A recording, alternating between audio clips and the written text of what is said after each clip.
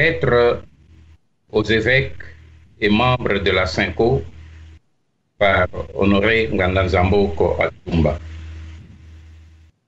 Éminence, le cardinal archevêque de Kinshasa, Excellences, mes seigneurs, le président et vice-président de la Cinco, Excellences, mes seigneurs, archevêques et évêques, tous membres de la Conférence épiscopale nationale du Congo, Cinco. Le moment de la vérité a sonné. Dites la vérité, toute la vérité au peuple congolais et aidez-le à s'assumer pour sauver son existence en péril. Après la dernière lettre que je vous ai adressée le 3 janvier 2017, après la déclaration du 23 juin de l'année sudite, à l'issue de votre 54e Assemblée plénière ordinaire du 19 au 23 juin, après les deux marches organisées par le Comité laïque de coordination des chrétiens, CLC, à travers le pays, et à l'aube de votre Assemblée plénière extraordinaire qui se tiendra du 15 au 17 février prochain pour examiner les questions liées à la crise socio-politique dans le pays, je m'acquitte d'un devoir patriotique pour revenir vers vous pour une seconde fois afin de vous apporter ma modeste contribution à votre noble démarche dont le but, je le crois, est de stopper la descente aux enfers de tout notre peuple et de notre patrie tout entière.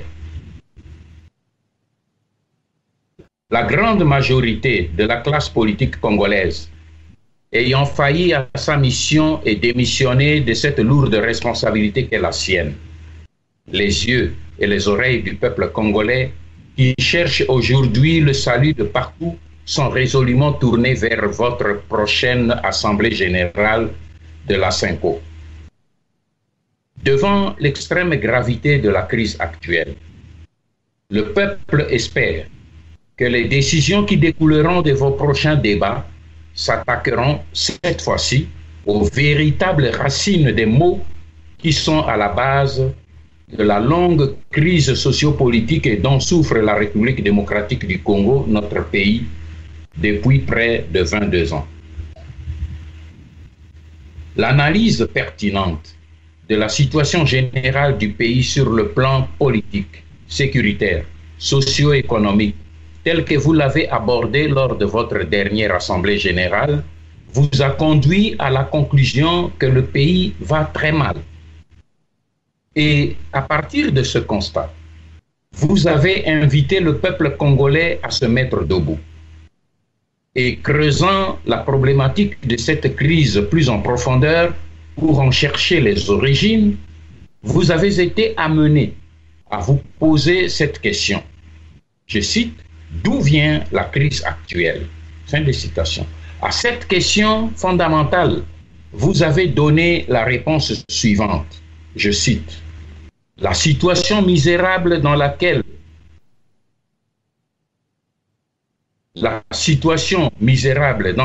nous vivons aujourd'hui est une conséquence de la persistance des crises socio-politiques dues principalement à la non-organisation des élections conformément à la constitution de notre pays. » Fin de citation.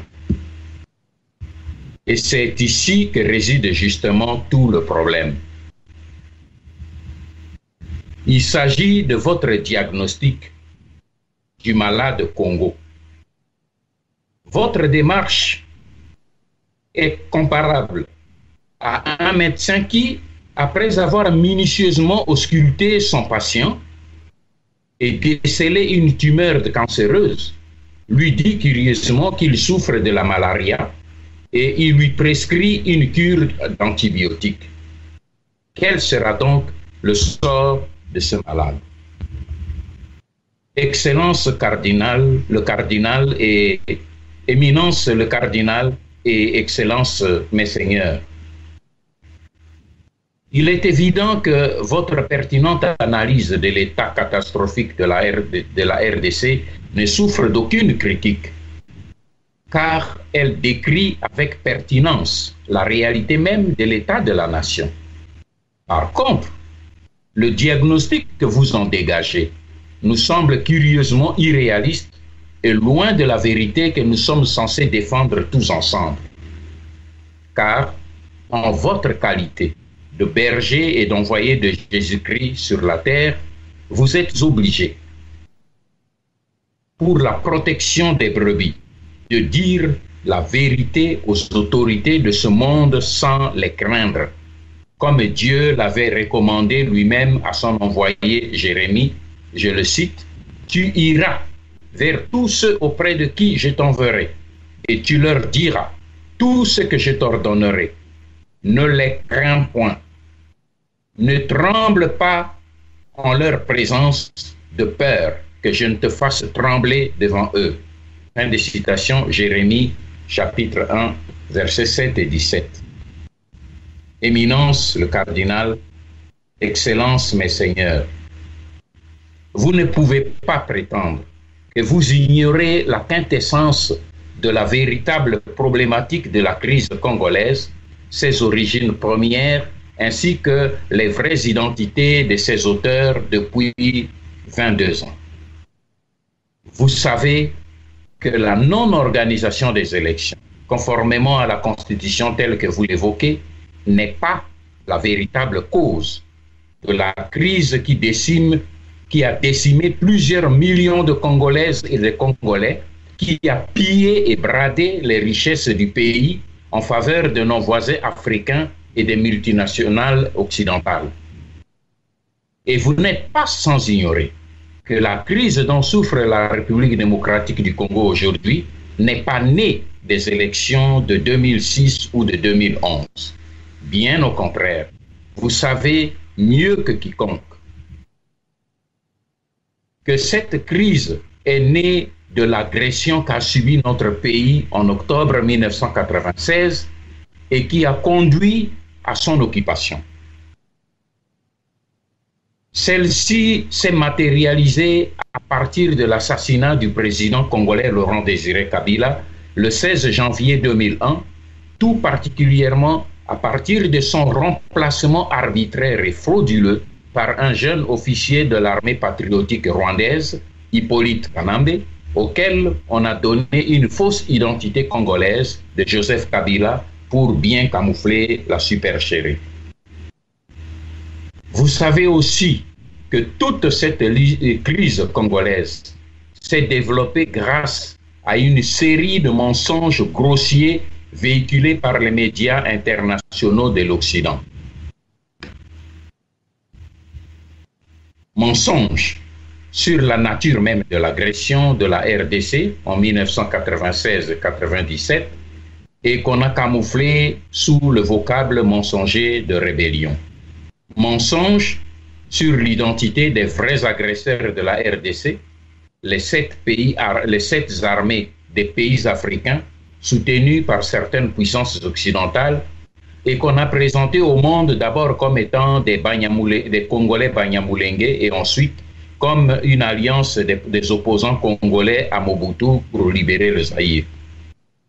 Mensonges sur les agressions successives du Rwanda et de l'Ouganda, présentées toutes comme étant des rébellions et des guerres civiles, alors qu'il s'agissait des forces armées étrangères opérant avec les uniformes de l'armée congolaise.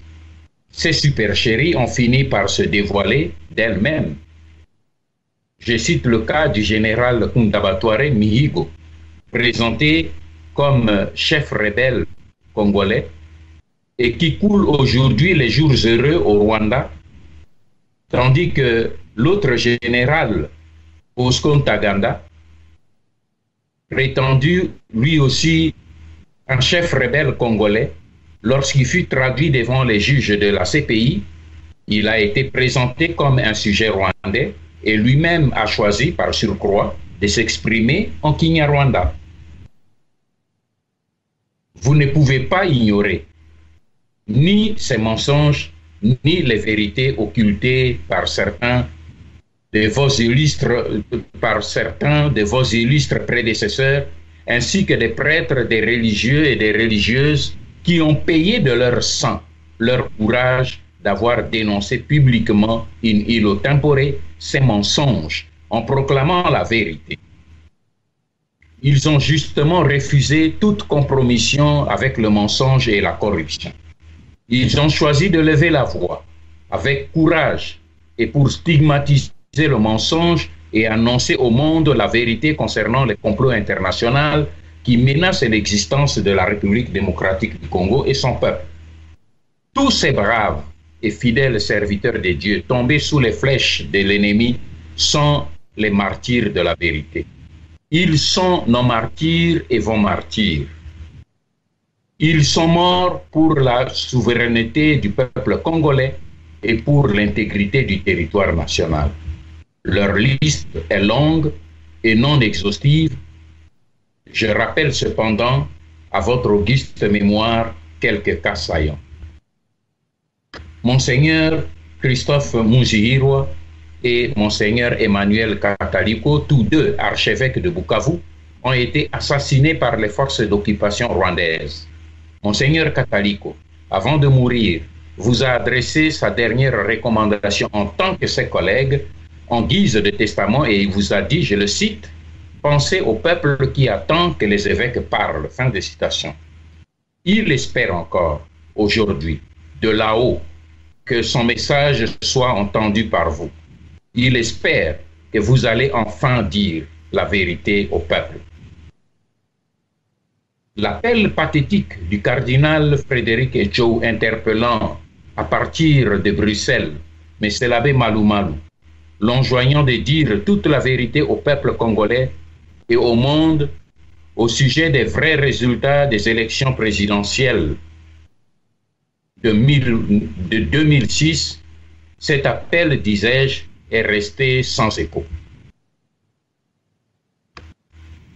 Les abbés Jean-Gaston Bouli, Daniel Sijimia, Père Vincent Machosi et l'abbé Joseph Mourimbi, ainsi que la sœur Clara Agano Kahambu, sans oublier des millions d'autres bergers à tous les niveaux de toutes les couches sociales du pays, ainsi que des simples citoyens, des simples chrétiens, marcheurs du 31 décembre 2017 et du 21 janvier 2018, sont tous tombés sous les balles de l'occupant.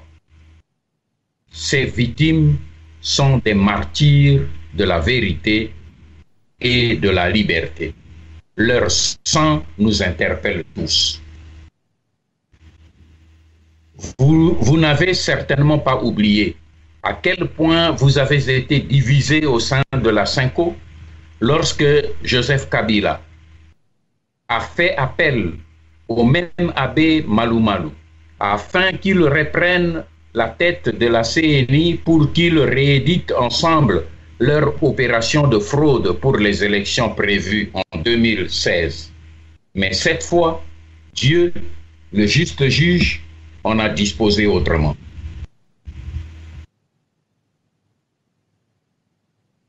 Aujourd'hui, et plus que jamais après les événements du 31 décembre 2017 et ceux du 21 janvier 2018,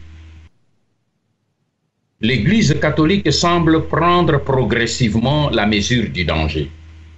Je m'en voudrais pour preuve l'interpellation de son éminence le cardinal Monsengo, qui vient de lever la voix en ces termes, je le cite. « Comment ferons-nous confiance à des dirigeants incapables de protéger la population, de garantir la paix, la justice et l'amour du peuple?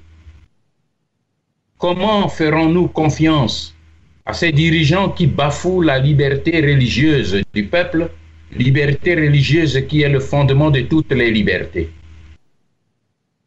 Que des mystifications présentées comme des informations véridiques et fiables.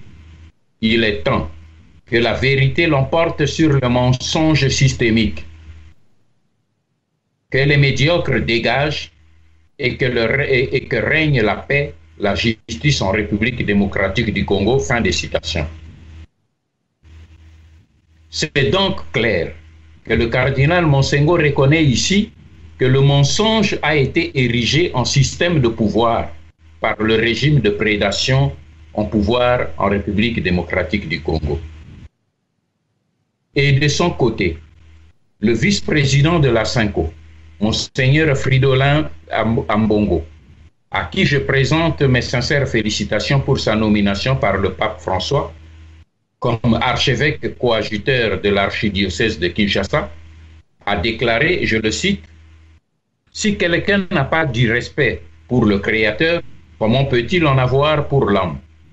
Et il ajoute, « Il appartient au peuple congolais de rester debout et vigilant, car il doit avoir son destin en main. » Fin des citations. Je ne saurais passer sous silence les propos du pape François qui a dénoncé lors de la cérémonie des échanges de vœux avec le corps diplomatique accrédité au Vatican, l'hypocrisie de la communauté internationale au sujet de la crise politique en RDC. Nous observons donc avec beaucoup d'intérêt ce processus de réveil et d'éveil de l'Église catholique face au drame le plus cruel et le plus sanglant de notre temps. J'ai noté avec satisfaction le progrès remarquable de la perception de la crise congolaise à travers le message des prêtres aux dirigeants de la République démocratique, aux autorités de la République démocratique du Congo. Dans ce message lu lors de la cérémonie de commémoration des victimes de la marche du 21 février dernier, l'abbé Jean-Marie Nkonde, le porte-parole des prêtres, a situé le début de la crise congolaise en 1997 et non au non-respect des calendriers électoraux et non au non-respect du calendrier électoral actuel par Kabila. Il a dit en effet, je le cite, « Il est aussi vrai que lorsque nous pleurons ces morts du 21 janvier, nous sentons remonter en nous les douleurs causées par les tueries du 31 décembre 2017 et le massacre de beaucoup d'autres Congolais, plus de 8 millions, parmi lesquels les évêques, les prêtres, les religieux et les religieuses. Ils sont morts partout dans notre pays depuis le début de la tragédie que nous situons en 1997. » Fin de citation. À cet effet, nous avons aussi suivi comment cette levée de bouclier de l'Église catholique a provoqué un véritable tremblement de terre au sein du régime sanguinaire d'occupation, au point qu'il a déclenché une vaste campagne de désinformation, d'intoxication, voire de diffamation et d'intimidation contre l'Église catholique et ses prélats. Nous exprimons ici tous nos encouragements aux archevêques et évêques, ainsi qu'aux prêtres et chrétiens, laïcs, catholiques, et les exhortons à entreprendre le vrai combat de la souveraineté du peuple congolais face aux prédateurs venus du monde entier pour dépecer le Grand Congo. Voilà pourquoi je me suis décidé à vous adresser fraternellement cette lettre en tant que Congolais et chrétien pour vous dire solennellement, Éminence le cardinal, Excellence, mes seigneurs, que l'heure de la vérité a maintenant sonné. Je vous écris donc pour vous dire que le combat que nous menons en République démocratique du Congo est celui de la vérité contre le mensonge, de la lumière contre les ténèbres, de la paix contre la barbarie, de l'unité contre la division, de la vie contre la mort, de la souveraineté contre l'occupation de notre pays et l'esclavagisation de notre peuple. Les prêtres ont terminé leur message aux autorités de la République démocratique du Congo par un appel qui rejoint nos préoccupations et celles du peuple congolais aujourd'hui. Nous espérons donc que votre prochaine Assemblée générale des évêques prendra en considération cet appel des prêtres catholiques congolais. Je cite: « Battons-nous pour construire la vérité et non le mensonge. Quelle que soit la falsification, la vérité trouve toujours son sentier. » Fin de citation. Je vous écris donc pour vous demander, au nom du peuple congolais tout entier et au nom du peuple de Dieu que vous conduisez, qu'à l'issue de vos assises du 15 au 17 février prochain, vous disiez la vérité et rien que la vérité à votre peuple, et que vous lui indiquiez la vraie solution pour le sortir du bourbier dans lequel on l'a plongé. Beaucoup de nos enfants qui se battent aujourd'hui dans les rues à main nue n'étaient pas là quand l'ennemi a envahi le Congo, leur pays. Aujourd'hui, on les invite à manifester pour la démocratie devant les barbares qui occupent par la force leur pays. Ces jeunes gens ont droit à la vérité. Nous devons leur révéler l'identité réelle de leurs ennemis et la nature exacte du danger qui les menace. Ainsi, ils sauront clairement quel combat ils doivent mener aujourd'hui et demain et avec quelles armes.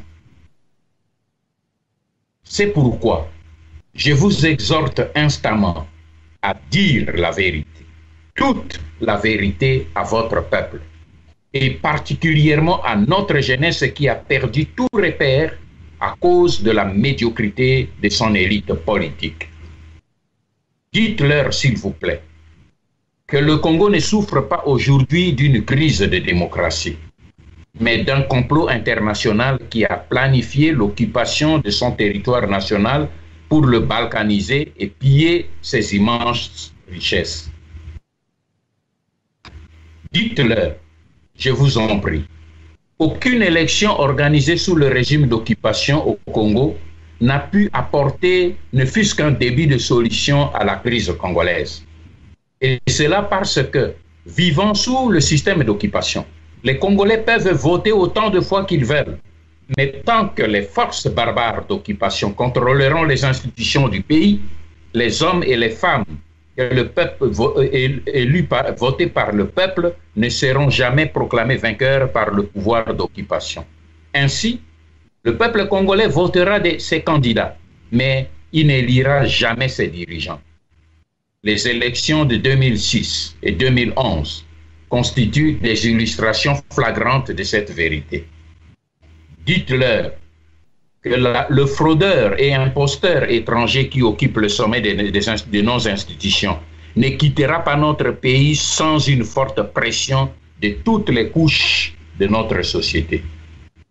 Dites-leur que les dizaines de prétendus dialogues intercongolais n'ont servi qu'à renforcer le système d'occupation de la RDC et n'ont apporté aucune solution durant 20 ans. Dites-leur que les conditions ne sont pas encore réunies pour organiser les élections libres et transparentes en ce moment, car tout est encore sous le contrôle des occupants étrangers, à savoir le pouvoir politique, l'économie, les finances, les forces armées et la police nationale, ainsi que tous les services de sécurité du pays. Je vous donne comme référence mon document de 30 pages, intitulé « Enquête sur le fonctionnement du réseau d'infiltration et du système d'occupation de la RDC par le Rwanda ». Dites-leur enfin que plus nous tarderons à mettre un terme à cette situation d'humiliation et de prédation, plus nous verrons nos droits fondamentaux nous échapper pour toujours. Car les différents groupes de prédateurs qui ont fait main basse sur la République démocratique du Congo sont déterminés à conduire leur projet jusqu'au bout et priver ainsi les Congolais du droit fondamental d'exister en tant que peuple et en tant que nation. Au regard de tout ce qui précède, je voudrais modestement rappeler à votre attention, au moment où vous allez vous réunir pour cogiter sur la crise congolaise, la proposition des 7 mesures reprises dans le document en annexe que nous avons soumise à l'élite congolaise, toutes tendances confondues, en guise du schéma des solutions et des pressions que notre classe politique et tout notre peuple pourrait envisager d'appliquer à l'unisson pour mettre fin au fléau d'occupation et de balkanisation et du pillage de la République démocratique du Congo. Je me permets de vous préciser que la majorité de ces mesures que nous vous proposons n'appellent pas des actes de violence et peut être ainsi adoptée par la dynamique du CLC. Car ces mesures que nous proposons ont la grande vertu de conduire le peuple congolais à déstabiliser les institutions du régime sanguinaire de Kabila et de la décrédibiliser devant la communauté internationale en les vidant de toute leur prétendue légitimité nationale et internationale. Je vous invite donc à bien considérer ces 7 mesures, car c'est après avoir fait tomber toutes ces institutions scélérates de l'occupation que les Congolais s'attelleront enfin à installer la démocratie dans leur grand et beau pays, la République démocratique du Congo. Éminence, le cardinal et mes seigneurs, en vous écrivant cette lettre, mon intention n'est nullement de vous juger ni de vous imposer un quelconque diktat, loin s'en faut. À la veille de vos assises, pour réfléchir sur le drame qui menace l'existence même de la République démocratique du Congo, notre pays, j'ai estimé que je devais m'acquitter d'un devoir patriotique, celui de vous apporter humblement la vision d'une frange importante de la résistance congolaise de l'intérieur et de l'extérieur du pays, qui estime nécessaire de vous apporter sa part de vérité dans la recherche des solutions idoines pour sortir notre pays et notre peuple du bourbier dans lequel on l'a plongé depuis plus de 20 ans. J'espère donc que vous en tiendrez bon compte dans vos débats que je souhaite francs et fructueux pour l'intérêt supérieur de notre pays, la République démocratique du Congo. Pour l'amour du Congo, notre patrie, je ne me tairai pas, je ne prendrai point de repos jusqu'à ce que son salut apparaisse comme l'aurore et sa délivrance comme un flambeau qui s'allume. Ésaïe, chapitre 64, verset 1. Je vous remercie et que Dieu vous bénisse. Fait à Paris le 11 février 2018, Honoré Mbandanzambo Koatumba, président de l'Alliance des Patriotes pour la refondation du Congo, APARECO, et responsable du pilotage stratégique du Conseil national de la résistance congolaise CNRC. Je vous remercie, que Dieu vous bénisse.